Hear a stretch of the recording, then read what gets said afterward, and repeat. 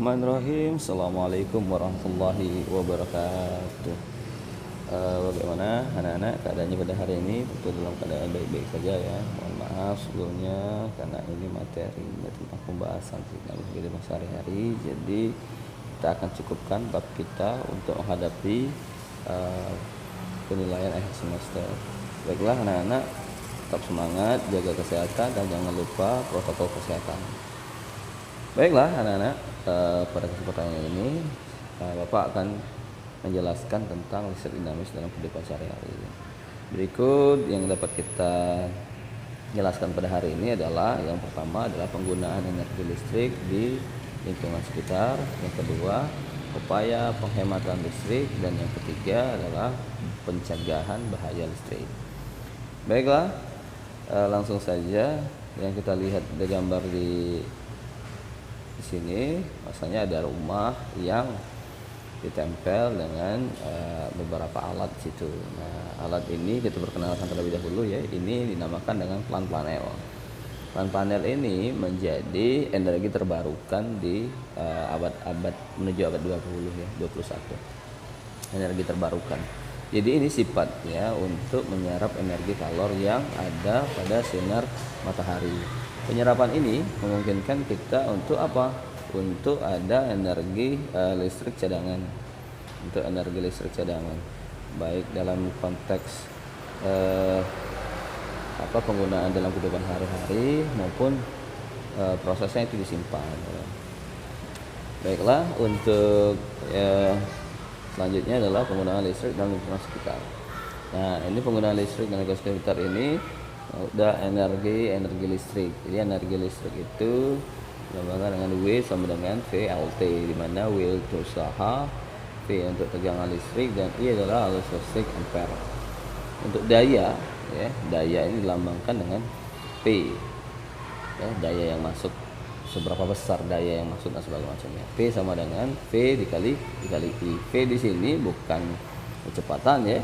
Sekali lagi V di sini untuk tegangan listrik dalam satuan volt. Jadi I-nya itu arus listrik ampere. Oke, yang kita lihat ini adalah MCB. MCB ini untuk controlling daya yang berasuk ke dalam rumah. Jadi bisa dikontrol. Jadi sumber yang besar dikontrol menjadi 22 volt. Ya, dayanya seperti itu. Berikutnya yang kedua adalah upaya penghematan listrik. Nah, kalau berbicara masalah upaya penghematan listrik, tentu dari dulu juga ya sudah banyak ya saving energi ini, mulai dari greenhouse effect, efek rumah kaca, dan juga penghematan darinya. Berikutnya adalah cara menghemat penggunaan listrik di rumah sebagai berikut. Yang pertama adalah mematikan peralatan elektronik saat tidak digunakan. Ya, menggunakan lampu hemat energi, membuat atau mengganti lampu yang tadinya terang ya, jadi agak sedikit redup. Untuk apa? Untuk menghemat tadi ya, karena kita tidak tahu ya beberapa tahun ke depan itu bakalan bisa menggunakan atau tidak. Jadi penghematannya dari sejak dini. Berikutnya adalah membuka jendela saat siang hari agar sinar matahari itu masuk, sehingga penghematan penggunaan lampu. Membuat ventilasi udara untuk mengurangi penggunaan AC dan kipas angin. Menggunakan pengering mesin cuci hanya pada saat cuaca tidak cerah, atau mematikan lampu saat tidur, atau menggunakan lampu yang redup. Nah, yang tiga adalah pencegahan bahaya listrik. Ada beberapa poin untuk mencegah bahaya listrik. Jadi sekali lagi dari awal sudah kita jelaskan bahwasanya apa saja nih bahan-bahan yang sifatnya konduktor dan isolator atau semi konduktor atau semi isolator juga boleh. Jadi terletak di antara keduanya. Usaha tetap aman menggunakan listrik. Yang pertama adalah memasang sekring agar segera memutuskan aliran arus saat terjadi arus pendek.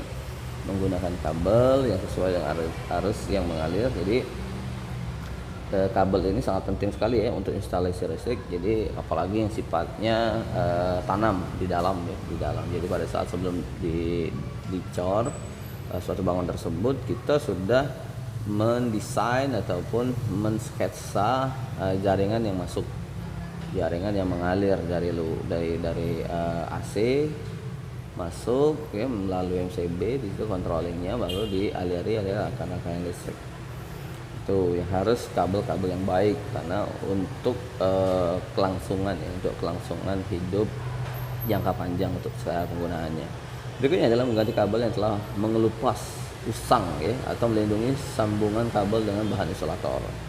Ya, misalnya saja bahan isolator ini yang buruk mengenai listrik, bisa itu karet, bisa itu yang berbahan listrik, kabel, plastik dan sebagainya. Terus menggunakan satu stop kontak untuk satu peralatan listrik. Nah, satu stop kontak maksudnya dalam kondisi ini itu ada off itu tadi ya. Nah, jadi seperti itu.